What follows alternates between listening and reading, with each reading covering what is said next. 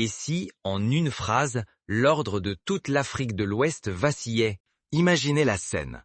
Dans la pénombre feutrée d'une salle de conférence, là où les discours s'enchaînent sans surprise, une déclaration inattendue a figé la salle. Nous saluons les progrès indéniables du Burkina Faso. Derrière cet hommage inhabituel, une question dérange: pourquoi la CEDEAO, si prompte à exclure, plie-t-elle désormais devant les avancées d'un État qu'elle voulait mettre à genoux? Ce retournement a créé une onde de choc. Les stylos sont restés en suspens, les regards se sont croisés et le silence a pesé lourd, comme si tout l'édifice régional venait de trembler. Certains diplomates, d'ordinaire imperturbables, ont échangé des chuchotements incrédules, se rappelant les épisodes d'isolement des années précédentes. Vous ne rêvez pas, c'est bien la CEDEAO, institution jadis intransigeante, qui encense aujourd'hui un pays qu'elle avait condamné, sanctionné, menacé d'isolement. Le contraste est saisissant. Il y a 5 ans, lors d'une session similaire, les mêmes micros diffusaient des sentences de fermeté, et le nom du Burkina Faso résonnait comme un avertissement pour tous les peuples tentés par l'émancipation. Le Burkina Faso, sous sanction, sous menace, devait fléchir. Pourtant, au lieu de l'effondrement attendu, c'est une reconnaissance officielle de sa résilience et de sa capacité à avancer seul qui surgit. Cette reconnaissance, loin d'être anecdotique, a des racines profondes et résonne auprès de toutes les sociétés ouest-africaines. Pourquoi ce changement brutal? Que signifie ce geste pour les autres peuples d'Afrique, pour tous ceux qui rêvent de dignité, de développement, d'un avenir façonné par leur propre choix? Cet instant n'est pas anodin. Il pourrait bien annoncer la remise en cause d'un système bâti pour préserver un ordre établi et freiner toute velléité d'autonomie populaire. On se souvient du précédent ivoirien dans les années 2010, lorsque le pays avait lui aussi tenté de se libérer de certaines contraintes régionales sans jamais obtenir pareil aveu de la part de la CEDEAO. Ici, ce qui se joue, c'est la légitimité des institutions ouest-africaines, et plus encore, la possibilité pour chaque nation de reprendre pleinement la main sur son destin, sans tutelle, sans dépendance imposée. Cette question de la légitimité institutionnelle rappelle celle de l'Union européenne à ses débuts, lorsque certains États membres contestaient la capacité de Bruxelles à représenter leurs intérêts véritables. Pour saisir la portée de ce moment, il faut revenir sur le rôle historique de la CEDEAO et plonger dans le contexte singulier du Burkina Faso. Il faut aussi se rappeler que la CEDEAO fut créée en 1975, dans un contexte de guerre froide où les logiques d'alliance dictaient souvent les orientations politiques des jeunes États africains. Avant de comprendre ce bouleversement, explorons le passé de la CEDEAO et les défis spécifiques qu'a traversé le Burkina Faso. C'est là que tout commence. Rappelons-nous qu'à la fin des années 80, la CEDEAO avait déjà dû gérer la crise au Libéria, puis en Sierra Leone, imposant des embargos, des interventions militaires et agissant comme bras armé d'une stabilité définie ailleurs. Pendant plusieurs décennies, la CEDEAO s'est imposée comme l'instrument disciplinant des volontés étrangères, toujours prompte à punir et à rappeler à l'ordre ceux qui osaient s'écarter du sentier tracé par d'autres. À l'image de l'Organisation des États américains sous la tutelle des États-Unis, la CEDEAO a incarné pour beaucoup un relais de politique dictée à l'extérieur du continent. Dans ce jeu régional, le Burkina Faso a incarné la cible idéale. Dès que l'instabilité a percé, la CEDEAO a dégainé. Sanctions à répétition, condamnations sans nuance, menaces à peine masquées d'isolement. Un ultimatum flottait dans l'air, capituler ou disparaître. On retrouve ici la logique qu'avait subie Cuba face à l'Organisation des États américains dans les années 60, où l'isolement diplomatique devait servir de leçon. Partout, le même refrain. Le pays n'y survivrait pas. Sans les flux d'aide, sans la caution des bailleurs, sans le soutien logistique des partenaires étrangers, le chaos s'installerait. La monnaie CFA imposait toujours ses règles, et les modèles extérieurs étaient imposés comme unique horizon. Cette rhétorique du chaos imminent rappelle celle utilisée lors du blocus de la Serbie dans les années 90. Aux yeux des diplomates et experts, tout semblait cousu de fil blanc. L'ordre régional, construit sous tutelle, rejetait toute dissidence.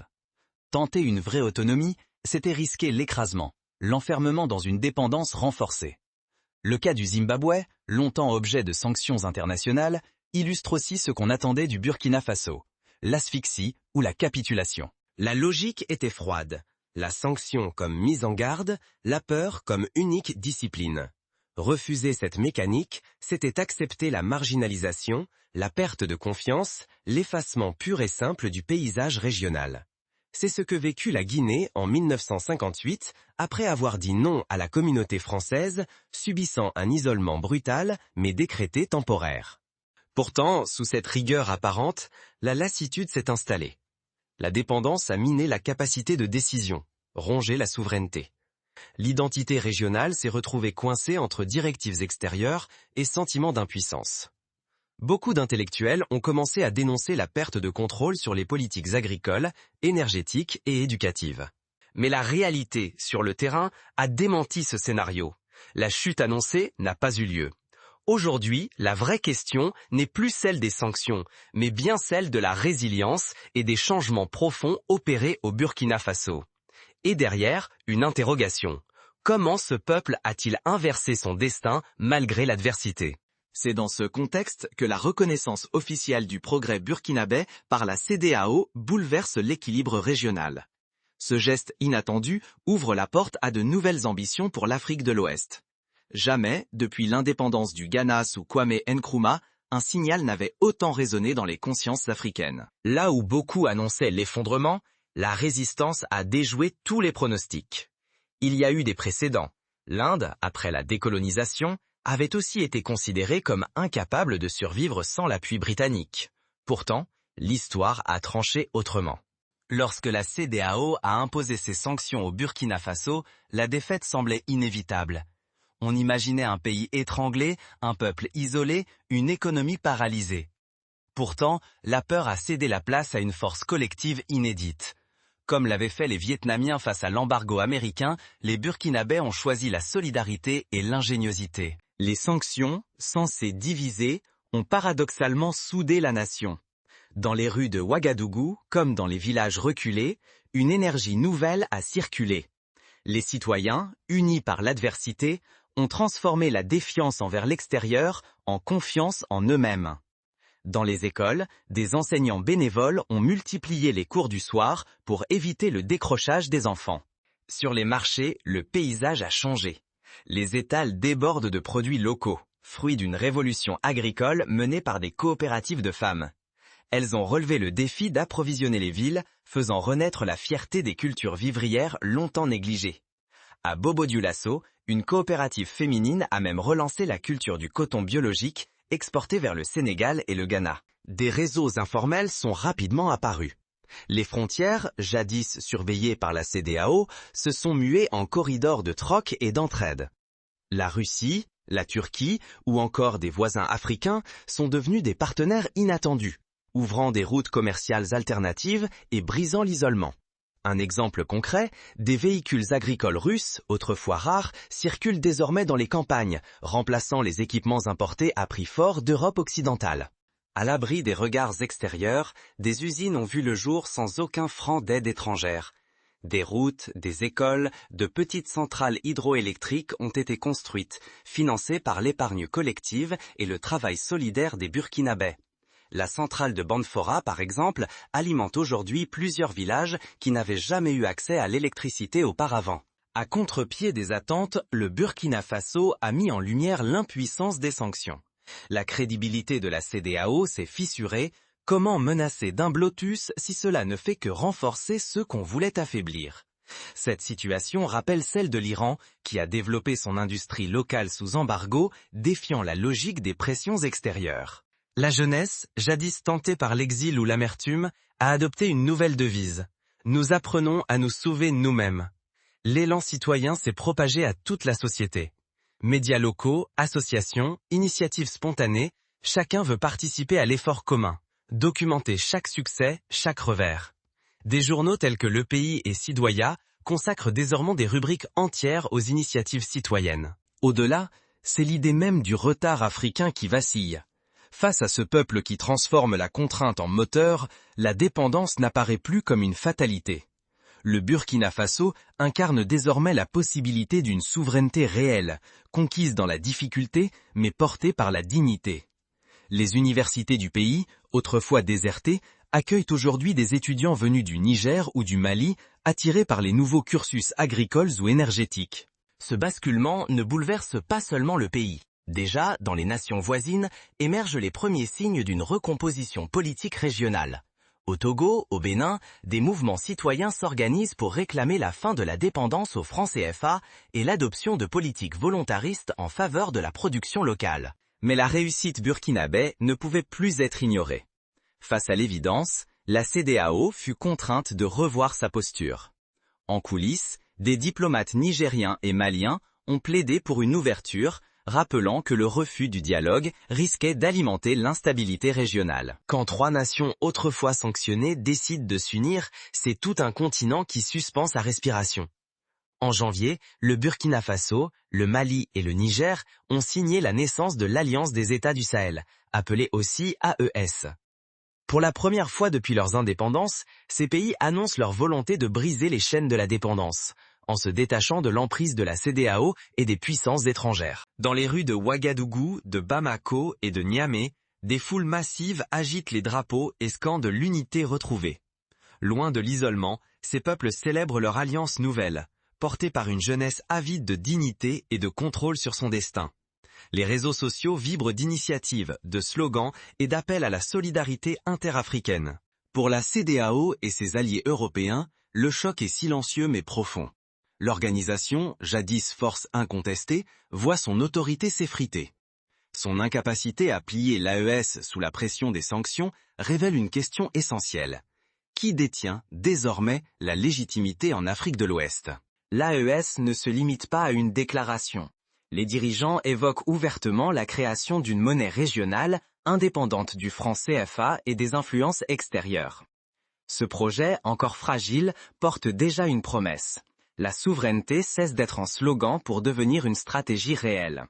Les économistes locaux, réunis à Ouagadougou, travaillent activement à la conception d'un panier de devises basé sur les ressources minières et agricoles de la région. Face à l'échec des anciennes méthodes, l'AES propose une alternative. Solidarité militaire, sécurité commune, échanges informels et entraide face à l'adversité. Mais cette alliance est un pari risqué. Elle peut soit renforcer la souveraineté régionale, soit déclencher de nouvelles divisions et des tensions entre blocs opposés. L'histoire du mouvement des non-alignés, né à Bandung en 1955, sert ici de référence pour éviter la polarisation. Pour des millions d'Africains, l'enjeu est immense. Il s'agit de démontrer qu'un autre modèle est possible, affranchi du paternalisme et des dictats extérieurs. Pourtant, l'incertitude plane. L'AES sera-t-elle transformer l'espoir en progrès durable, ou bien ce courant marquera-t-il le début d'une période d'instabilité? Les débats sont vifs. Certains craignent une nouvelle ère de rivalité. D'autres y voient la chance de construire enfin des États forts et solidaires. À travers la ferveur des peuples et la détermination affichée, un constat s'impose. L'Afrique de l'Ouest se retrouve à une croisée des chemins. Les nouveaux leaders, portés par l'élan populaire, portent désormais la responsabilité de façonner un avenir à la hauteur des ambitions du continent. La question du leadership partagé, si chère à Nelson Mandela, revient au cœur des discussions. Mais un autre événement, inattendu, va bouleverser les calculs de tous les acteurs. Une annonce officielle de la CEDEAO, jusque-là inédite, va servir de révélateur et redistribuer les cartes. Lors d'une conférence à Abuja, la CEDEAO a admis la nécessité de réformer ses mécanismes de sanctions, reconnaissant leur inefficacité face aux dynamiques nouvelles. La révolution commence dans les esprits. La souveraineté n'est plus ce slogan creux répété lors des discours. Elle s'incarne dans les choix quotidiens. Consommer local, bâtir pour soi, ne plus attendre de validation extérieure. Cette mutation intime inquiète les nostalgiques de l'ancien ordre. Les anciens cadres de la fonction publique, formés à l'étranger, peinent parfois à s'adapter à cette nouvelle réalité. La révolution burkinabé n'a rien de spectaculaire. Elle est patiente, têtue et s'installe dans la vie quotidienne, loin du mythe. Ce qui frappe, ce n'est pas l'aura d'un chef charismatique, mais la régularité des victoires concrètes. Des écoles bâties par leurs propres mains, des marchés animés et sûrs, des réserves de devises qui déroutent les experts étrangers. Les statistiques de la Banque africaine de développement montrent une croissance soutenue de l'agriculture, malgré la baisse drastique des importations. La jeunesse burkinabé s'approprie ces nouveaux codes. Elle refuse de s'exiler ou de subir l'histoire, elle la façonne. Pour toute une génération, la réussite n'est plus un rêve importé, mais une expérience à Ouagadougou, Bobo-Dioulasso ou Kaya. Les concours d'innovation, organisés par des universités locales, voient naître chaque année des dizaines de projets technologiques adaptés aux réalités africaines. La clé, c'est la production locale. Le Burkina Faso mise sur les circuits courts, relance champs et ateliers, s'affranchit des importations et des aides occidentales.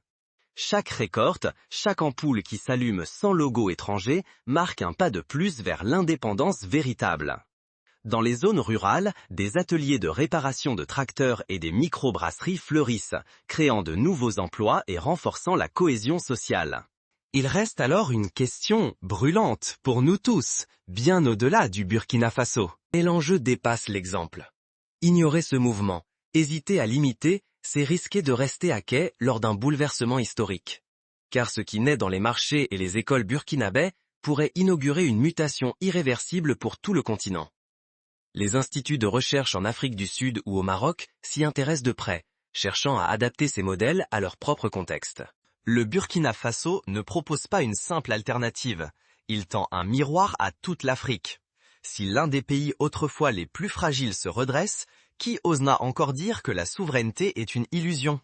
Ce modèle défie les voisins et inspire au-delà des frontières. Des délégations venues du Cameroun ou du Congo sont venues étudier les méthodes d'organisation communautaire mises en place dans les campagnes burkinabais. La reconnaissance officielle de ce progrès par la CEDEAO transforme cette expérience en précédent. Désormais, toute l'Afrique de l'Ouest doit choisir entre subir ou façonner son propre destin. Les débats dans les universités, les réseaux sociaux et les médias populaires témoignent de cette prise de conscience collective. À Dakar, une conférence récente a réuni des centaines de jeunes venus discuter de la nouvelle ère africaine. Le vrai basculement ne dépend pas des discours officiels, mais de la capacité des peuples à croire en leur propre force. Les exemples abondent. Au Ghana, la révolution agricole des années 2000 a commencé avec des coopératives locales, bien avant d'être reconnues par le gouvernement. Au Rwanda, la transformation du secteur technologique est née d'initiatives privées avant d'attirer l'attention internationale. Voilà la leçon du Burkina Faso, donnée sans bruit, avec une ténacité inébranlable. Ni le vacarme des sanctions, ni les éditoriaux écrits à 1000 mains n'ont eu d'effet comparable à l'exemple silencieux d'une nation debout, qui fissure aujourd'hui les bases d'un vieil ordre néocolonial. Plusieurs analystes comparent ce moment à la Révolution tranquille du Québec, où c'est la société elle-même qui a décidé de changer le cours de son histoire. La reconnaissance officielle par la CEDEAO, même brève, n'est pas un simple geste symbolique. C'est un aveu, presque arraché, que l'autonomie n'est plus une idée lointaine, mais une réalité palpable, forgée par la volonté partagée d'un peuple. Pour la première fois depuis plusieurs décennies, la réussite ne découle pas d'une tutelle extérieure, mais prend racine dans l'esprit et les mains de celles et ceux qui refusent la dépendance. Aujourd'hui, chaque spectateur, chaque citoyen d'Afrique doit se confronter à une question essentielle. Jusqu'à quand resterons-nous spectateurs à hésiter entre soumission et affirmation de soi? L'enjeu est là, continuer d'observer la chute d'un ancien ordre ou devenir acteur du renouveau continental.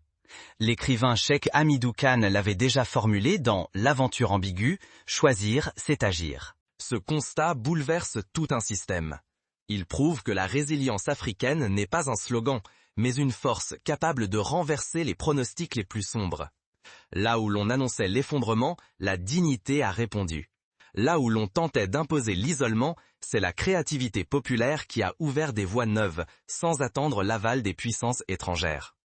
L'histoire récente du Brésil, qui a su résister à la tutelle du FMI pour adopter ses propres réformes sociales, illustre ce phénomène de réappropriation. Il ne s'agit plus seulement de drapeaux ou de frontières. Il s'agit de préserver la réputation collective, de gagner du temps sur le chemin du développement et de reconquérir, pas à pas, le contrôle politique et économique sur nos propres ressources. L'exemple burkinabé rappelle à chaque instant que la souveraineté se construit dans le réel, pas dans les slogans. Les agriculteurs, les enseignants, les ouvriers, les étudiants, tous ont un rôle à jouer dans ce processus. Ce n'est pas en partageant une vidéo qu'on écrit l'histoire. C'est en s'interrogeant. Que puis-je faire, ici, dans mon quartier, dans mon pays, pour refuser de céder à la résignation. Et si le vrai risque, c'était de ne rien tenter, de laisser s'échapper l'occasion d'inventer une Afrique fière de ses choix? De petites actions sont possibles. Organiser des marchés de produits locaux, soutenir les écoles communautaires, lancer des micro-projets d'énergie renouvelable, ou simplement refuser la fatalité en participant à la vie civique. À celles et ceux qui regardent ces images, il faut plus qu'un applaudissement. Il faut une réflexion, un élan. Ne restez pas au bord du chemin. L'avenir du continent se joue dans le courage discret de chaque geste, chaque décision, chaque refus de la facilité. Les grandes mutations naissent toujours de l'accumulation de petites initiatives, portées par la détermination du quotidien. Le tournant véritable n'est pas ce que proclament les institutions. Il est dans ce que vous choisissez de faire, maintenant, face à l'histoire qui s'écrit devant vous. Le moment venu, il n'y aura pas de retour en arrière. C'est à chacune et chacun d'entre nous de tracer la suite de cette histoire en s'inspirant du courage du Burkina Faso et de la lucidité des peuples qui refusent de s'effacer. L'Afrique de l'Ouest, aujourd'hui, n'attend plus de sauveurs. Elle attend que chaque citoyen devienne, à sa mesure, l'artisan de ce basculement historique. La question n'est plus « qui osera ?», mais bien « quand commencerons-nous tous ensemble à écrire la suite ?»